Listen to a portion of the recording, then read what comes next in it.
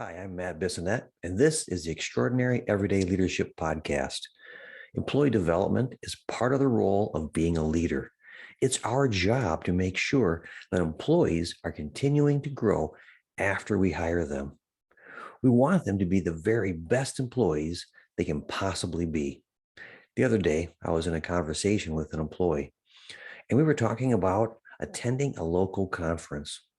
It hadn't occurred to the employee that even though they knew that the organization offered employee development or professional development funds for them to use each year, it didn't even occur to them to go to this conference. This person hasn't been to a conference in a number of years, let alone any specialized training for their job. Through our conversation, I was able to express to them the need for ongoing development and training, in part for them as a person, but also so that they could grow in their role and be part of the organization. A little later, they signed up and seemed genuinely excited about the opportunity. The challenge here is somewhere along the line, that employee was failed by their leader. Their leader should have sat down with them and created an employee development plan that helped them grow.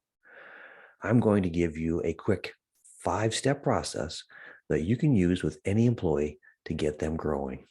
Number one, you, the leader, needs to understand their job. You need to understand where the gaps are in their performance in that job. That's the annual review. So do one with them. It tells you where they're at. So do a review. Then, number two, dialogue with the employee during the annual review or even a quarterly check-in to see where they are struggling or needing some support. That's an area for employee development. Document it. Then number three, jointly look for training opportunities that address the gap and get them signed up. I say jointly if you want them part of the process. It's their development. Next, number four, hold them accountable to attending that training and also implementing what they learned. And lastly, number five, remember the change in the employee, both informally and formally, should be recognized at their annual review, team meetings, and whatnot. Do these 5 steps and your employees will grow forward. I'll be back tomorrow with another episode of the Extraordinary Everyday Leadership Podcast. Have a great day and keep growing forward.